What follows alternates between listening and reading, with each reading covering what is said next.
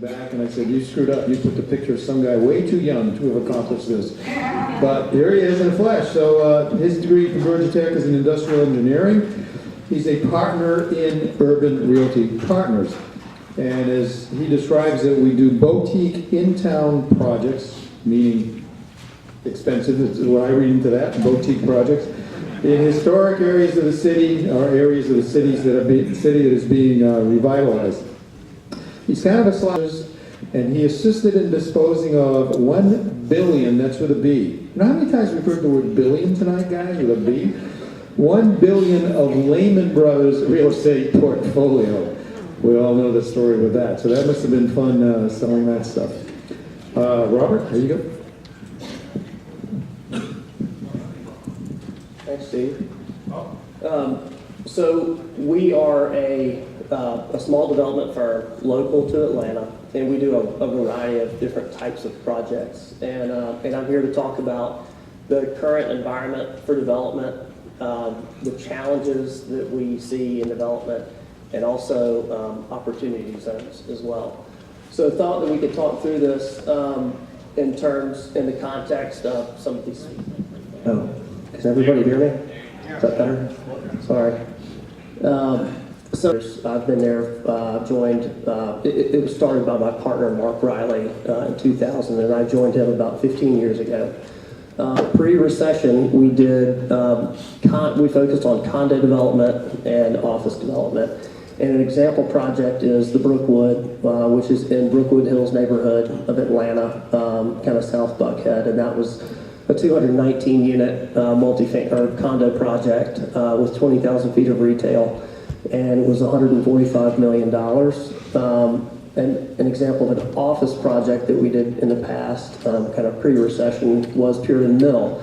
That was a historic tax credit project, creative office, and it allowed us to have a low basis, and also West Midtown was not anything like it was today, and so the rent was very low at the time, and it stayed leased during the recession, and it really helped our company stay afloat during the recession because we couldn't really do anything else. So fast forward to after the recession, we always talk about pre and post recession because it was really critical in terms of what we choose to develop. We started focusing on apartments and creative office because you really could not do condos anymore, and they are still really complicated and really hard to do, as David can vouch for. So in terms of what we're doing now and the state of the market, this project, the George, is on Memorial Drive, and we delivered it about 2 years ago. And it's actually on the market to be sold right now, but it's 132 units. It's about a $22 million project, and we are focusing on doing more of those in addition to office.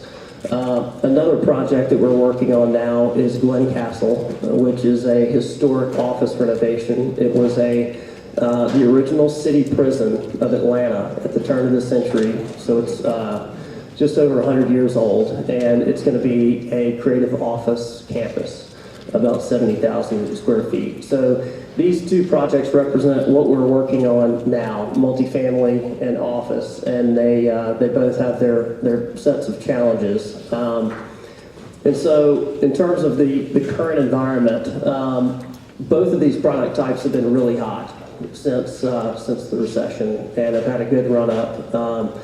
And a lot of folks have had a lot of success. In terms of multifamily, and this is one more, I forgot we had this slide, but this is another project that is a multifamily project that's on the Beltline, or 2 blocks off the Beltline on Memorial Drive. And it's about 205 units, about $42 million capitalization. So in terms of the state of the market, while multifamily has been very hot for a very long time, banks and so lenders and equity have gotten focused on, when is the next recession? And there have been so many deliveries that what do concessions look like? And are we going to get stuck with this? And so all of those questions are starting to come to people's mind. But even so, there's still a lot of money out there, and you can still get projects capitalized. So this one is in the market right now for financing, and we had good success in finding equity, and we're in the middle of finding debt right now. And we have found that that there is we're getting quotes from local banks as well as life companies. So there's still a lot of capital out there. The challenges that we're seeing in terms of multifamily are really competition for sites and construction pricing, which has probably increased by 30 to 40% over the past, call it 6 to 8 years. I mean, it's really astonishing how construction pricing has risen. But rental rates have increased more than anybody thought as well. So projects are still getting built and delivered. It's just, at some point we're going to be at a peak. And David, are we there? Not yet. So that's kind of the current state of multifamily. In terms of office, you are seeing a lot of office get announced. And the challenge is pre-leasing and or going spec. And spec is just building an office building or doing an adaptive reuse with no tenants. And banks are nervous about that. Developers are nervous about that.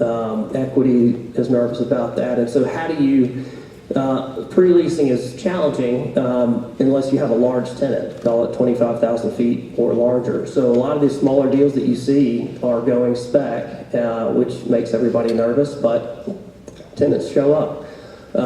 So that is what we're doing with this project right here, and we're starting construction in the next month. So wish us luck. Yeah, it's pretty unique, so that should help. And then I also want to talk about opportunity zones. Jennifer did talk about that as well. Some of the this is Cut Rate Box, which is a property that we acquired recently, and it is across the rail line from the project that Charlie mentioned, which is Lee and White. So we're going to take an old almost 100-year-old building, and that's the photo on the left and then the rendering on the right. So it'll be a creative office, and we're going to do some associated multifamily on the site because there's more land available. So this is an opportunity zone project.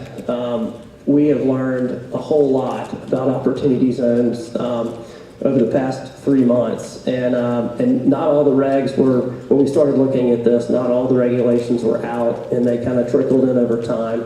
But the general rule is that you can sell something right now, real estate or stock or whatever you want, and take the capital gains and invest in an opportunity zone. And you can actually, you don't have to invest in a fund.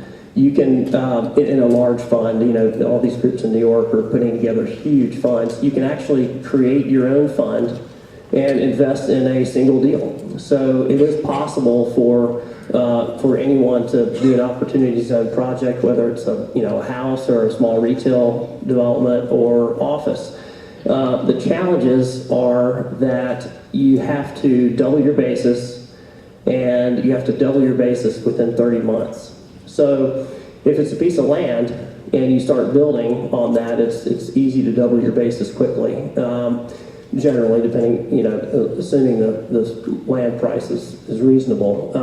The challenge is when you start looking in neighborhoods that are in opportunity zones, and you have to buy a building for, call it $50 a foot, then you have to spend another $50 a foot to double your basis, and rental rates might not justify having a basis that is doubled. And so that's what we're seeing a lot of, is that opportunity zones are great. They're great financial tools, but you really have to match up the opportunity with being able to double your basis and being able to double it within 30 months. So that's the quick, you may have some questions and we can get to those, but that's the quick take on opportunity zones. Yep. Quickly related for passed on to you, CoStar, which is the database that we use for commercial real estate, now lets you identify a property, whether it's in or out of an opportunity zone, I did a quick search on the quadrant that would be south of I-20, west of I-75, and within 285. And I came up with 58 properties that are identified as in opportunity zones and classified as commercial, and about 2/3 of those were land. Some of them as small as an acre, 3, 4, 5 acres. But land is an ideal way to meet the qualifications that Robert mentioned, because if you buy the land and you build on it, you are quickly getting into doubling your basis, if not more, and that is one of the requirements. The timing is very important, though. You must be completed within 30 months, right? And you have to start the property, whatever you're doing, within 18 months. So, but opportunity zones, many of you are aware that in January of 2018, with the changing tax law, the only category that survived on a 1031 exchange was real estate. Prior to that, if you could swap airplanes, trucks, coins, art, a whole variety of things, stocks and bonds in some cases, and still qualify for a 1031. The other categories, no longer. So there are a lot of people out there with capital gains right now and no place to put it. And so it creates an avenue from those type of investments where capital gains were created over into real estate. And so it's a really good thing. It, as Robert pointed out, though, it's sort of like, it's hard to tell affairs without a program, and it's a little hard to tell all the facts about opportunity zones until you get the rule book. And they're publishing the rule book in sections. And the one section came out last October, another section came out in March, and I think they've just about gotten it defined where you can invest in an opportunity zone with some level of comfort. Does the moderator have a question? You guys can keep passing back and forth if you get comments. I got one. Go for it. The first time I met David was in 2013 when we were sitting on opposite sides of the table. I was representing a seller of 3.3 acres in Inman Park. We called it the last great commercial opportunity in Inman Park. And David was consulting with a prospective buyer.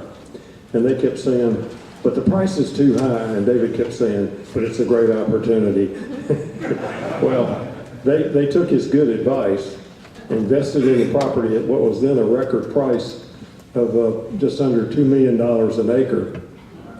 And they created what is now known as Inman Quarter, which has 200 apartments, 40,000 square feet of retail, 570 parking spaces, and Ford Fry has anchored it on the corner with his Beetle Cat restaurant.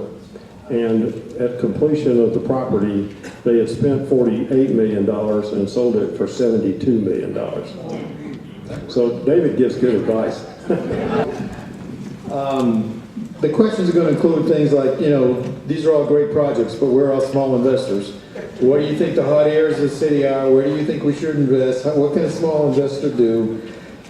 Specifically for Jennifer, what are the challenges to these great plans for the 27,000 people in downtown area? And Robert is, of course, the expert on opportunity zones. So I think we're going to cover all those areas. So let's just open it up to everybody. And you guys want to, if all four of you want to answer a question, we would love it.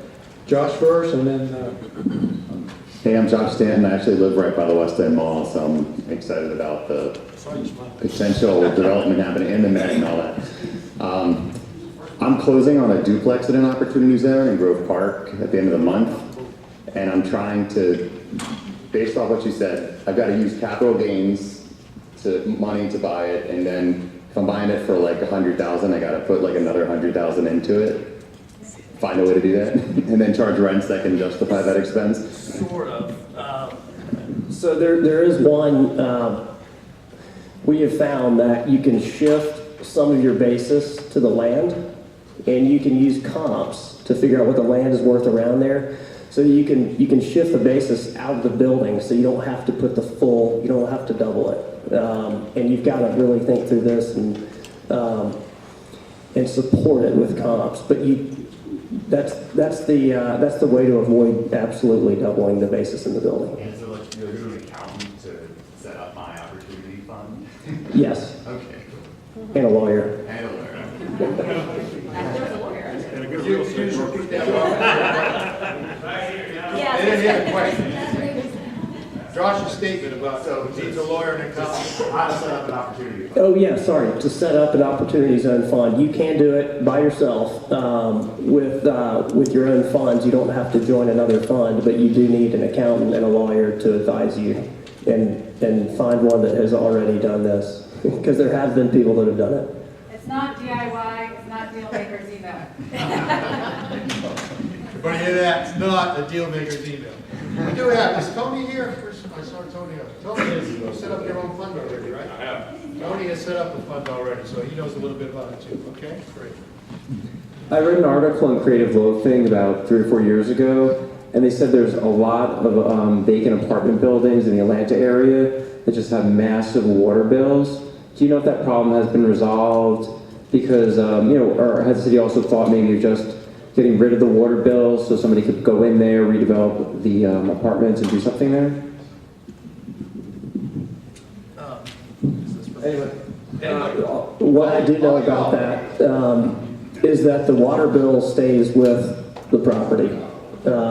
And even through a foreclosure, the water bill can stay with the property. So in terms of the quantity of apartments that have this issue, I really am not aware. But that's what I do know of the situation. You guys may have My question is something more, else. is the city doing anything? Why not just get rid of the water bills so they can redevelop the land? The water bills are so high that no developer can do anything with it, so they're just sitting there empty for years on end. And it reverts to single family residence after a year.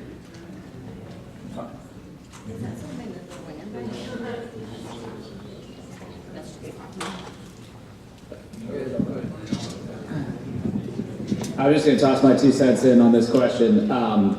I do a lot of work on redevelopment properties. I've actually never heard this come up. So my guess is that this is in more areas where it doesn't make sense anyway.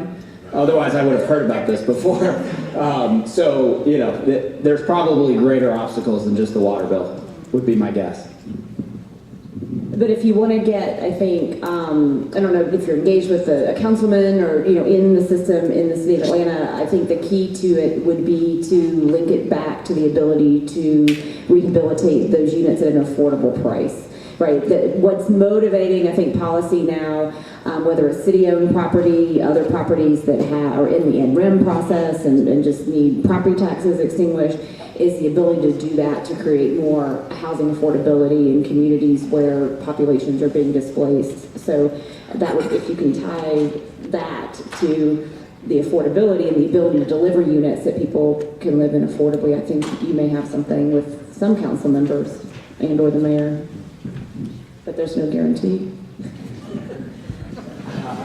I have no clue, but there is a lot of talk about how automobile automation is impacting our industry. And I don't work as much on the industrial side, so I haven't heard as much of the discussion about the trucking. But I can tell you where I do a lot of work, which is on residential and on multifamily, this is becoming a big issue because almost every urban development deal is driven by parking economics. It's just very difficult. And so we're finally getting much more aggressive on our parking ratios. And it's interesting, it's normally not the market or the developer that's hesitant to push it, it's almost always the lender. So we're having to educate the lenders on how quickly this is moving, and there are people in Atlanta, Georgia that don't have cars now. And so what does that mean we can do in terms of our parking ratios? So on a lot of the new developments we're working on, a big piece of what we do is recommending how tight you can get on your parking ratio. I'd like to comment on office buildings. Office buildings used to be designed with 4 parking spaces per 1,000 square feet and a ratio of about 5 employees per 1,000 square feet. The implication being, nearly 1 person per car. That is changing rather rapidly. And the problem we're getting into, though, is the efficient use of office space and the more open plan type layouts like NCR's new building at Tech Square, if you've seen any pictures of that online, they get quite a few people in there, sometimes as many as 8 per 1,000 square feet. And the question is, early on, there may be a larger need for parking, but they're saying that this is going to peak and decline as more people use other forms of transportation. They live closer and they either walk or bike. They use Uber or Lyft. They may use rapid transit, although rapid transit ridership is continuing to kind of slide down. And they say that one of the root causes of that is a heavy use of Uber and Lyft. So parking, but the financing agencies, as David said, are just very paranoid about the fact that if they ever had to foreclose on that building, would they have a building of value if it didn't have enough parking? The Georgia Pacific building went through that when it was built 30 years ago, and we had just created the Special Purpose Interest Districts, SPI, in downtown, and they were trying to reduce the parking ratio of new buildings. And they had to get some relief on that, or they would not have been able to build that building, because the squeeze was on to reduce parking, to literally force people to use MARTA. And it was the financial institutions were resisting that greatly. We have a question over here. Hey Charlie, it's good to see you again. Yep. Thank you all for coming out. My name is Rick Kurgus. I'm a business associate. I do a lot of commercial and apartment financing. And Charlie, I gotta give you a hard time a little bit. A couple years ago, you told me that it was time to get apartments to start selling.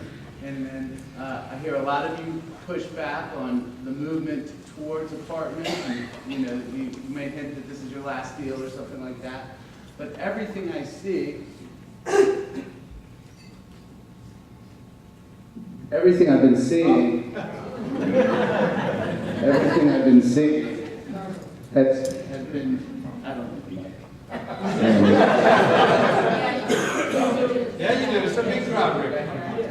Everything that we've seen has been a reduction in the cap rates in the last couple of years, which has created a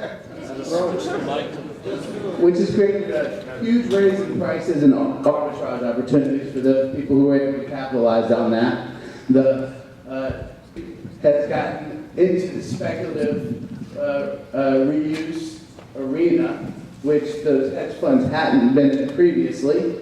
And Fannie Freddie commercial has gotten more aggressive, and HUD's rolling out their new senior housing project financing for the, or has been established that for the senior families. So why do all the indicators show us that there should be more apartments and the properties going up, but the feeling in the environment and the atmosphere is that it's time to get out? Well, David may be better qualified on the absorption. I'll comment quickly about why cap rates went down, which means higher values and lower returns, obviously.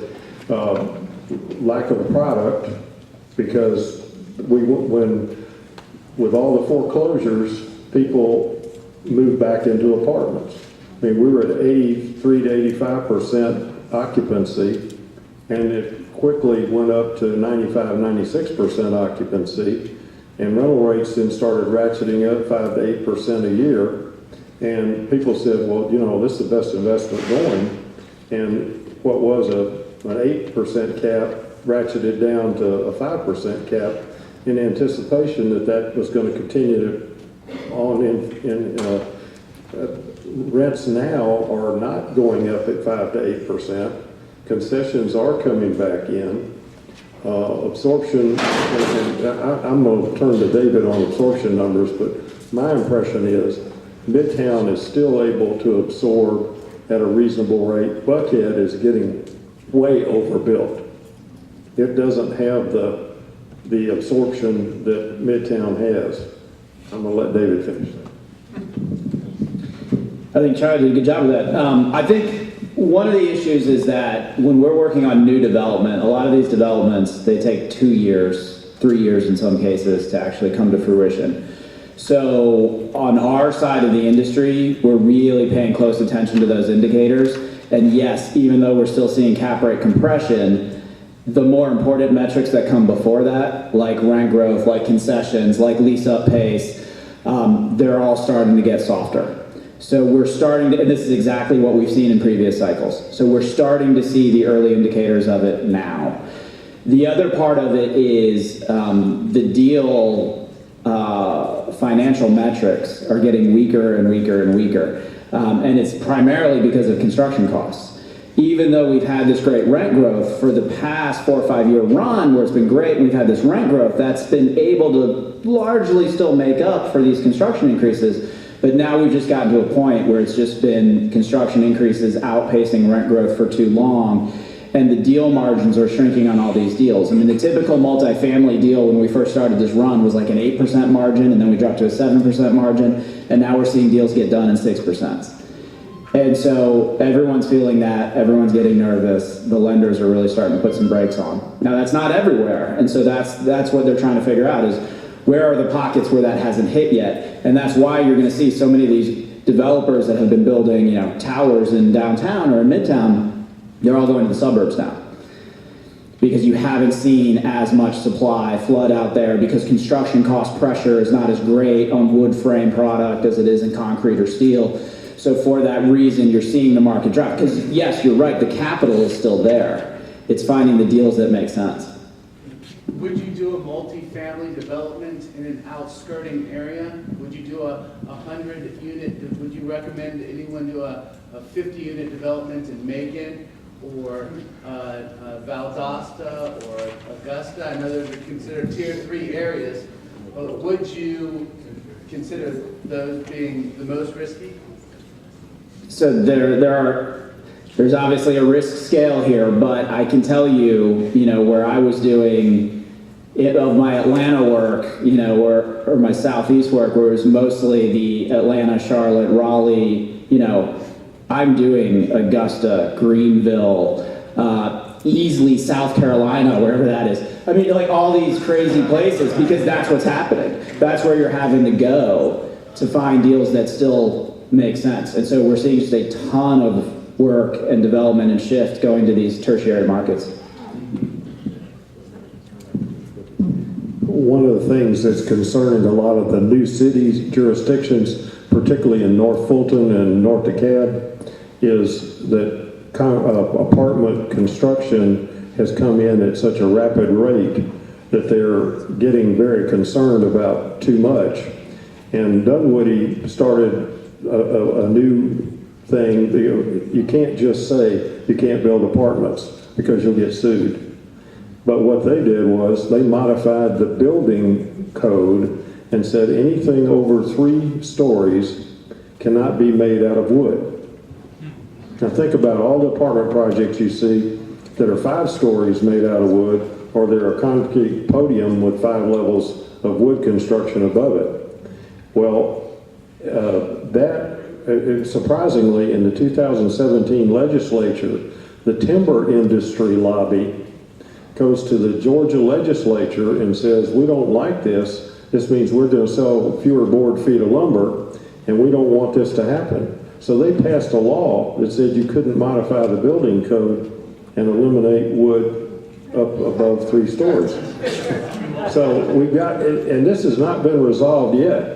And Sandy Springs was getting on the bandwagon, the new city of Tucker was, and this is still out there right now. And if things that concerns Dunwoody is they've got 3,000 multifamily units that were approved before the city of Dunwoody was created 10 years ago, right on the backside of Perimeter Mall. It's called High Street, and they are just deathly afraid of what that's going to bring. And there's nothing they can do about it.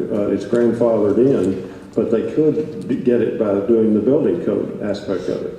So there's a lot, they're seeing the same thing you're talking about, Rick, that the developers are saying, the bloom's back on the rose for OTP multifamily. And they're saying, and we don't want it. We've got too much already. Urban areas. And yeah, you definitely have a longer length of tenancy in most of these suburban markets. I mean, every market's different, but as a rule of thumb, generally, yes. Urban areas are under one. Yeah, that's right. I feel what's much more important than just finding the hot geographic area is figuring out exactly what your niche is. What is your product? Who is your audience? What are the price points that you need to hit? What are the margins? What's the cost of you to do it? You need to figure all that out way before you figure out what's the location that then works for my specific product. So we can talk about hot areas of town and things like that, but it varies depending on what product you're doing. And I know that kind of sounds like a generic answer, but it's very true. I will say that the competition from the large institutional investors has declined. People like Blackstone were coming in and buying in bulk. They go to the courthouse step and they just stand there and outbid everybody, and they just said, we can't lose, this is great. Well, that's going way down. Many of them have just said no more. And so the single individual investor now actually does have access to the market again, like they did 4 and 5 years ago. And personally, I think you ought to look seriously at Southwest Atlanta. There's a lot of single-family homes there that are still available, and I think that over time they could make some very good investments. That was one of the reasons I wanted you to be informed about some of the amenities that have arrived or are coming in the not-too-distant future. I will add one more generic investment criteria that I think is appropriate for just about all product type, though, which is the two biggest demographics driving real estate, right? Baby boomers and millennials. It's really funny because they all want the same thing. They all want to be able to walk to a bar, get drunk, and walk home, essentially. And so this whole walkability thing is extremely important, and really focusing on that with everything you do. Sounds like a Wall Street market. But I'm going to add something. After they get rip-roaring drunk, especially the old folks, need good access to their doctors. And, I joke, but downtown has 3 hospitals, and areas are individuals who don't have access to capital and expertise and aren't looking to sell, but will do joint venture deals. These are longtime nonprofits, community development corporations, organizations that need good relationships with people that know what they're doing and have the right skill set and market knowledge, and are willing to co-develop, frankly.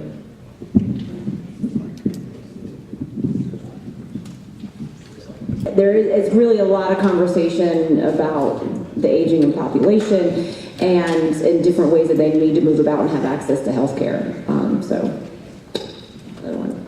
Al? I was hoping to get informed input on the Beltway. As a small investor, a fix and flip, my turnaround time is really important. My holding costs are high. So I've heard different stories from different people on how quickly the Beltline is going to be actually completed, or what areas might be completed first. I was wondering if I could get input on an area to avoid because it's going to be the last one done or something coming up soon. I just can't afford to hold on to a property after fixing it for a year.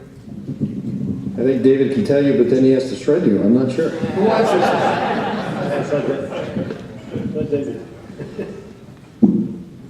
Yeah, there's certain information as far as like what they can publicly put out there, but for sure, check out Beltline has a strategic implementation plan that talks about what segments will be done generally within what time frame. So make sure you look at that and see what they're publicly saying. But the other, I'm sorry. How do I get access to that? Just go to their website, Atlanta Beltline. Atlanta Beltline, you'll find tons of, any report that they have done, becomes public knowledge, so it's on there.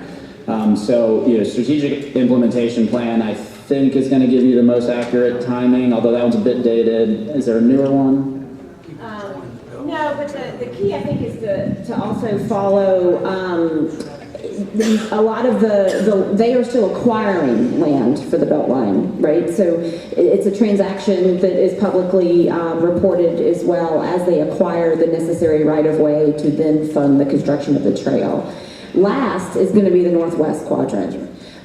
There's still active rail, so anything really, I guess that's west of Northside Drive-ish, because they got a little piece between Peachtree and Northside. But that said, the PATH Foundation, they actually now have right-of-way to connect Silver Comet in through along the river and then in through, so there's segments, but all of it is on their website, and they will send you an email every day if you'd like to sign up for it to get the updates. And Charlie mentioned the Southside Trail is probably the next biggest segment of there's one tiny segment of the East Side Trail to still get completed down to Memorial Drive from where they are now at DeKalb. Then the West Side Trail coming online, connecting the two of those, will most likely happen in stages. And then the piece that's probably completely irrelevant that is north of Piedmont Park, on the north end of Ansley and Piedmont Heights, over toward Armour Yards, that is also, I believe, under construction.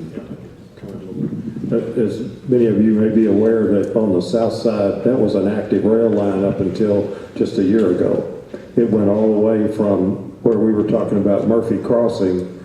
There it intersected with the main line that runs right by the front of the Met, and it looped around the south side and came up to I-20 on the east side. There was a cement plant up there, and they were getting hopper cars full of sand every day.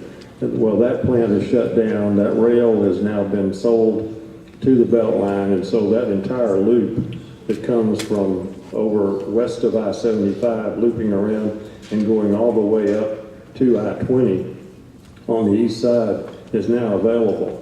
And I think they have no encumbrance that I'm aware of there. The real encumbrance is the interference with the rail in the northwest. Tilford Yard, which was, you have Tilford Yard and you have Inman Yard. Inman is Norfolk Southern, Tilford was CSX. Tilford Yard has now been shut down. It just has a single, maybe a pair of rails running through there. They're just for, a normal flow of traffic, but no trains are being made up or intermodal activity with trucks. So that's going to help a little bit. But crossing the rails there, paralleling the CSX line that goes behind Piedmont Hospital, that area, that's still a problem, going all the way to the Lindbergh MARTA station. So you've got active rail to deal with in that whole corridor. My guess is that'll be the last that we'll see. You agree, Jennifer? Yeah, I think that southwest, where the West Side Trail ends behind Lee and White, east toward Pryor Road is likely to be the first segment of that South Side Trail. Yeah, I think it's going to come everywhere, but the very up in the northwest corner, fairly soon. Thank you very much. I'm just curious about something. You mentioned about infrastructure, roads and bridges, but how are utilities keeping up with this growth? Gas, electric, water, in particular water, considering the water wars that we're having with Florida and Alabama. And I'm just curious, nobody really spoke about that. We don't hear any news of that. Just curious how the utilities keep up. Yeah, from my perspective, in downtown, it's not often a challenge because downtown was, as we talked about, more densely developed historically and left that infrastructure behind. And so we don't have a lot of encumbrances with the core utilities. I will say the fiber companies tear up the street every other day in a massive competition against one another. So if you're looking for high-speed fiber, come in town. Because they seem to all have it covered. And more broadly, I will say as a city planner, the water issue is one that at the state level and the regional level, there is still a lot of attention being given to long-term securing our water rights and the use of water that comes from the sky and needs to go into reservoirs and into our natural sources. But I'm not real up to speed on neighborhood issues. Bellwood Quarry, which is in the northwest area and is pretty far along with their tunnel to the Chattahoochee, will go from a 3-day supply of water to a 30-day supply of water, and have several billion gallons sitting there in that 400-foot deep quarry. So I think water as a resource, as long as we have access to the Chattahoochee, is going to be okay. But I will tell you, DeKalb County in particular has got serious problems with sewer. They have moratoriums on new construction in a number of areas, and actually some recent construction in Dunwoody, they had to create a holding chamber for sanitary effluent on site and then pump it out at night when people in the neighborhoods weren't flushing toilets anymore. This is something that's been going on in other cities for years. In Boston, in particular, even 40 years ago, they were doing that. But DeKalb, particularly on and it's Michael Thurman has made it a #1 priority, but it's going to be probably 4 or 5 years. They're under serious EPA guidelines right now, like the city of Atlanta was 5 years ago. And they're facing some severe penalties if they don't get it solved right away. If you had $2 million worth of accessible capital, where would you actually invest it? And when I say where, I mean what type of investment strategy would you use? Would you go down the multifamily route? If so, 10 units or under, 20 units over? Tell me a little bit more about your investment strategy. Yeah, I mean, I would definitely focus on revenue-producing properties as opposed to for sale, and I would focus it on urban areas that we're seeing the trend of higher education moving in and all the gentrification indicators, because those are great assets to be holding. I would really try to focus on deals that we refer to as covered land plays, where it works as a multifamily building today and cash flows and makes sense, but really the long-term play is you're scraping that and developing that with a much higher intensity as that area gets to that point. That's something I would really focus on. So not only look at the deal economics and make sure it makes sense, but is this in the path of growth that this is going to be a redevelopment site 5 years, 10 years from now? So what areas are these? Well, if you find a 2-story garden apartment at a density of 12 to 15 units per acre with grade level parking, no structured parking, then you're at a density where at some point they can come along and scrape that and build even the 5-level apartments we were talking about with a concrete deck and make it work if the rents will support it. But so that's happened in a number of locations around on the north side in particular, but I think that's likely to happen on the south side at some point in the near future.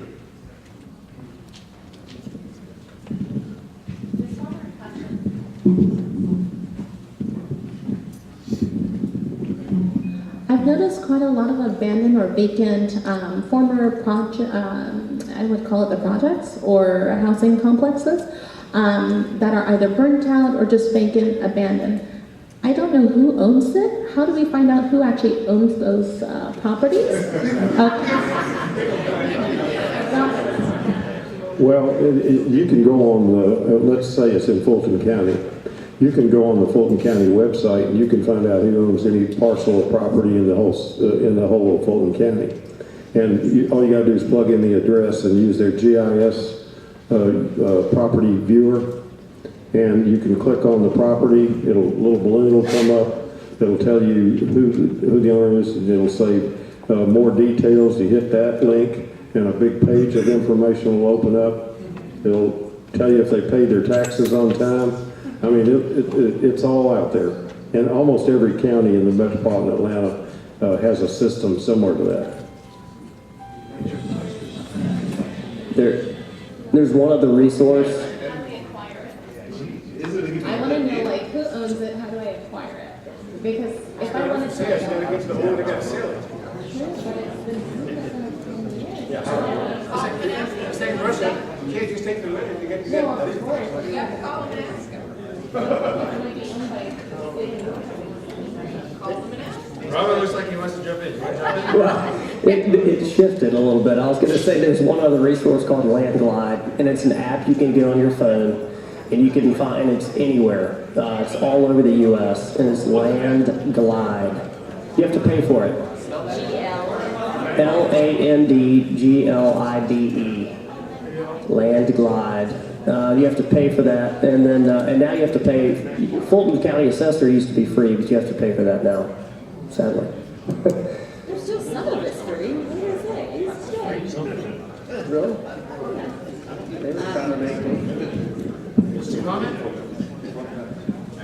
I was just going to say, some of the most egregious properties and some of the ones you probably see are unfortunately probably owned by government or a government agency, or, and don't ever anybody quote that I said this, the Atlanta Housing Authority.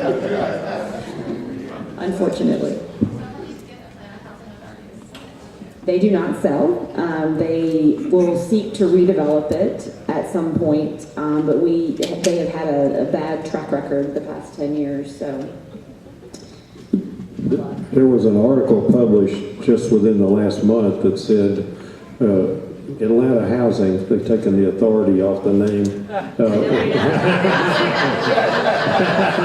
They call it Atlanta Housing now.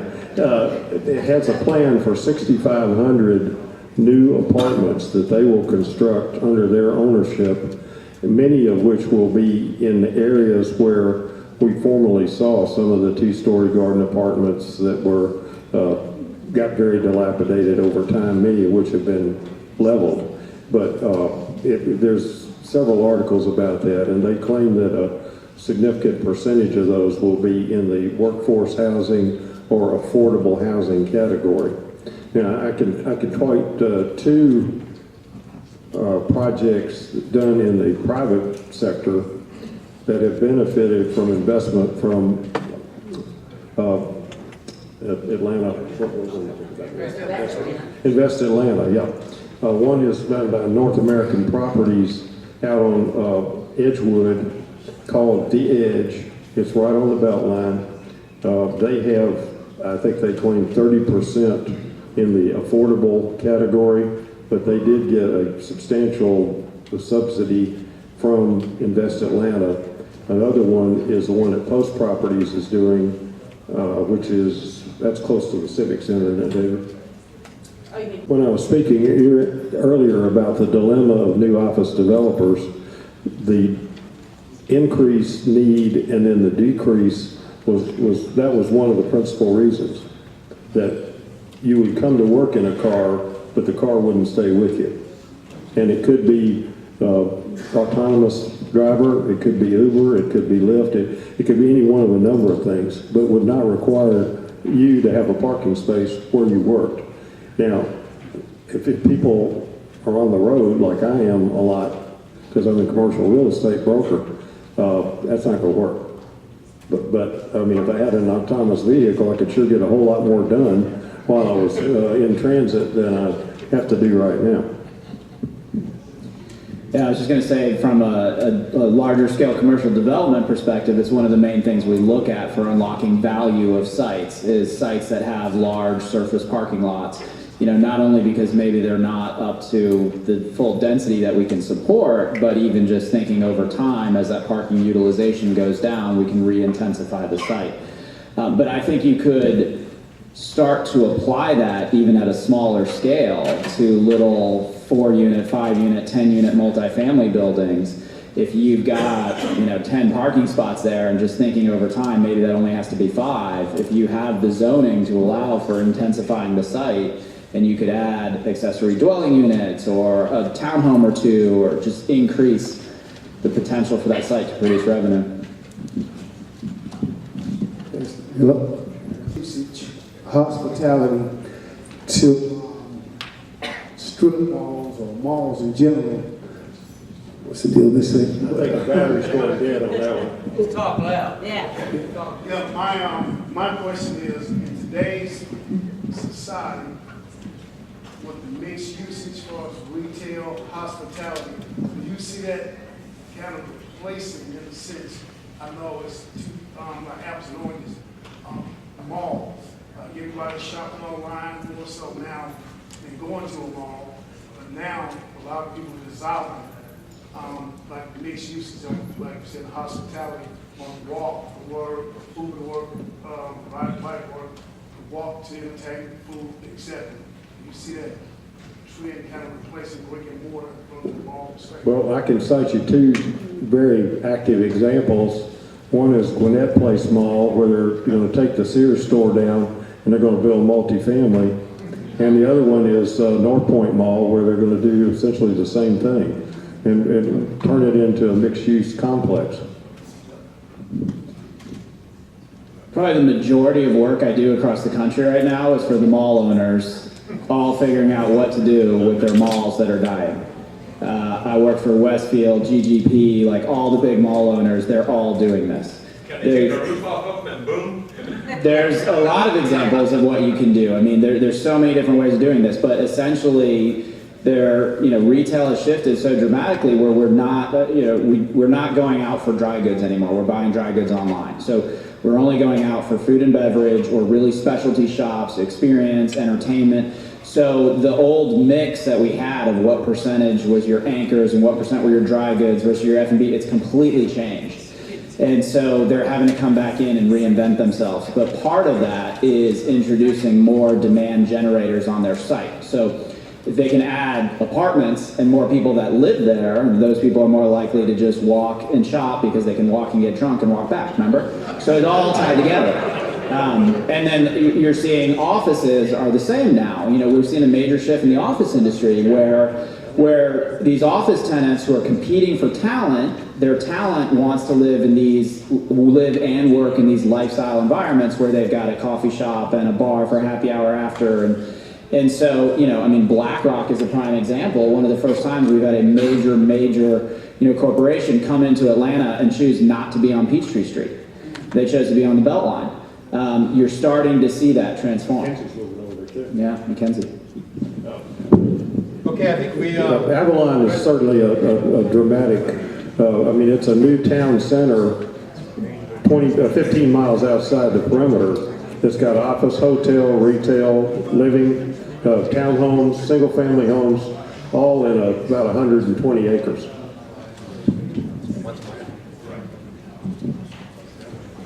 Condos in Alpharetta can walk to Avalon. I think we're close to wrapping up, and unless anyone has a super urgent, super good question, we're going to call it. Thank you very much for this panel.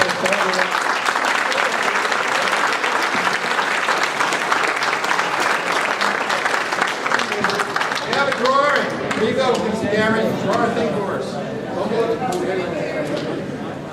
Auction.com is in and out.